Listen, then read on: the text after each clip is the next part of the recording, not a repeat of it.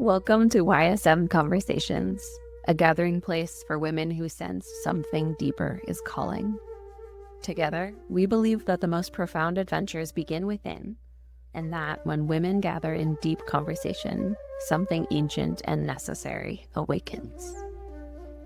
Open the door to a new conversation through generative listening, weaving together generations of wisdom and listening beyond the ears to restore the intelligence your body has always carried and integrate soulfulness into the adventure of your life. This is restoring and connecting to the deeper current running beneath it all. We are YSM Conversations. Welcome home. Last time, we left off on a question. Once you recognize something as your superpower, how do you responsibly wield it? Is that a definition you borrow from role models or one you have to find yourself? Let's pick that up. I don't know that the answer is coming because I got distracted. I got distracted by what I said. It comes out and then I forget what I've just said. Can you repeat it again? Self-trained in my superpower. Yeah, good enough. When you did that, you put your hand over your heart. I got curious what the feeling, the somatic experience was that you were having. There's a part of me in my superpower of presence. I showed up for that and got interested. Let me presence this and say, what is that experience that you were connecting to?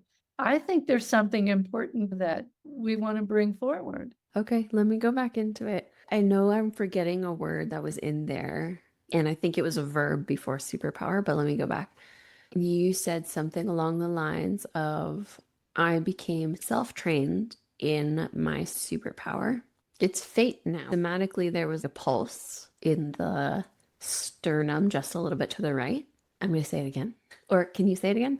What was rising in your body intelligence when I talked about the depth of which self-training opens up our superpower to ourselves and to the world? It was about the self-training. It was the self-training. Somatically first, this time, it was my root and my sacral opened up into this vast, dark, deep, mystical chasm. And a woman on her own heroine's journey, whatever that means to her, walking through and really owning it. So the somatics opened up into a visual of that chasm and of a woman self-training, going on whatever path she needs to train to understand her superpower. And it becomes this relationship between her and her superpower.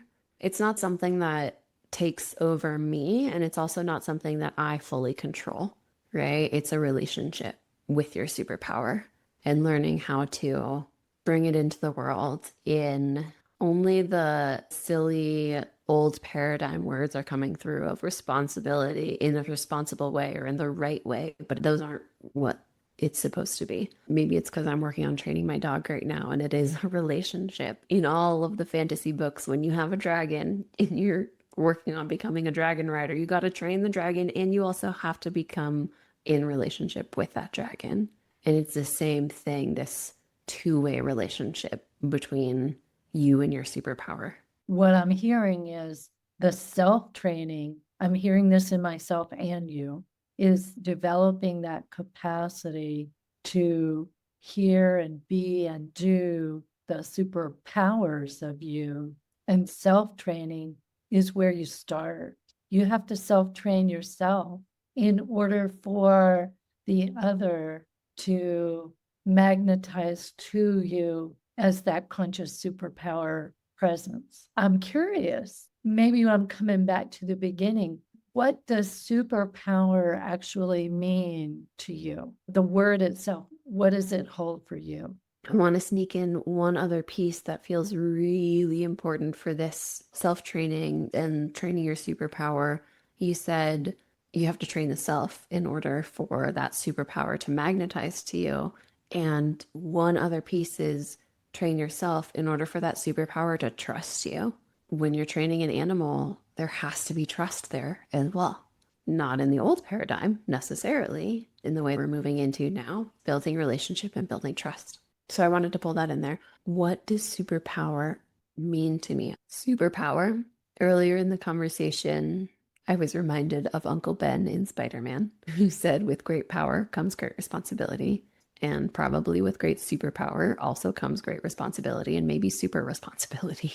The word itself, superpower, is a new paradigm of power. Superpower is not power over in the old paradigm. We've talked about this, about the patriarchy. Somewhere back in the late teens episodes. I love that. I love the way that we reference that. Somewhere back in the late teens of YSM, when YSM was a teenager, we did a deep dive into paradigm shifting, paradigms and systems collapsing. Maybe it was collapsing into wholeness, where we did talk about patriarchy and this old paradigm of power over and disconnection from. The word superpower almost feels like supra power now, SUPRA. It's power with or power in relationship to. That's what's coming through. I hear power on behalf of. I'll add into that superpower for me feels like this expansive field where all these different phenomenon are in relationship. And it's also a held container in which that energy is directed on behalf of all that you're in relationship with. And we've talked about that in previous episodes. We ignore, forget, we don't have an awareness of how everything is a part of everything. We're in relationship with nature, with sentient beings that are human or non-human. There's something in the superpower that holds the entire field of power with, as you were saying, on behalf of all. That points me in the direction of the new paradigm. I would add that some of my mentors would say, yes, we're entering the new paradigm, and potentially we're actually restoring the paradigm that used to be here back to its original design. I like holding that we take the ancient teachings, practices, rituals that are timeless into this restoration of wholeness of what we're calling the new paradigm in this conversation. That's the wholeness. What's brewing? So much good stuff. I love that you are speaking to returning to restoration with what we already know, because that is different than going back to a previous state and starting from that previous state. It's a journey. You could call it the heroine's journey. You could call it the hero's journey. You could call it just a journey. You start somewhere and then you grow and explore and get experiences. And then at some point, it's a choice to return, but you're not returning as the same beings as when you first started out there. It's so interesting because this is echoing the structure that I've been exploring for the soul signature, where at the core it is about restoration. And then there's an evolution where we are gathering those experiences and wisdom. And then at some point, there's a rewilding where we are returning to that previous state and trusting the organic nature of that previous state to guide us with all the wisdom that we carry from that journey as well. It's so cool that this is coming back through. I want to highlight that it is different when you choose to return. You have experiences and wisdom and insight that comes with you when you return. And I think this is something to get a little bit off topic. And it happens when people are raised in religious households. They don't necessarily have a connection to the religion when they are younger. And maybe they rebel or they decide this isn't for me. And then later down the line, they reconnect with spirituality and self with a capital S, and then choose to return to the source of the religion, maybe more than the institution of religion. That choosing to return is different than the previous state as a child. What does this awaken in you? It percolates this idea that even in the religious teachings, the superpowers of those teachings are embedded. It's whether we dig up the gems of the superpower of the teachings, whether that's an organized religious teaching or a yoga tradition teaching, the rules and the organizations of these cultures and teachings inside them are deep superpower gems. I'm trying to recall what it was, something from the Jewish tradition that was talking about this notion that if you really knew the context of what this word was, you could unearth the superpower of it rather than the dogmatic story that got created and perpetuated that was not in alignment with the superpower essence of it. I think what we're unearthing here, if you will, is this notion that whether it's in a story,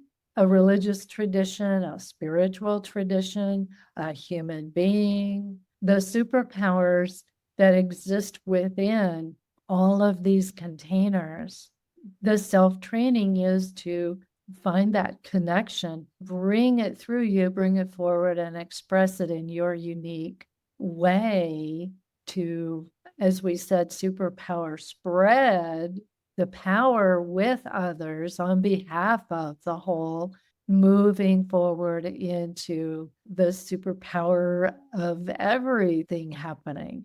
I go back to how you laid out the landscape of the conversation, and what it feels like we're threading right now is this notion of why it matters to know your superpower. Sit with what just moved through. We'll meet you in the next one.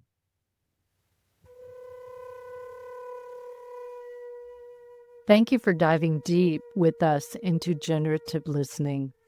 If this episode stirred something in you, subscribe to keep restoring with us. And if someone came to mind while you were in your own generative listening, share this episode with them.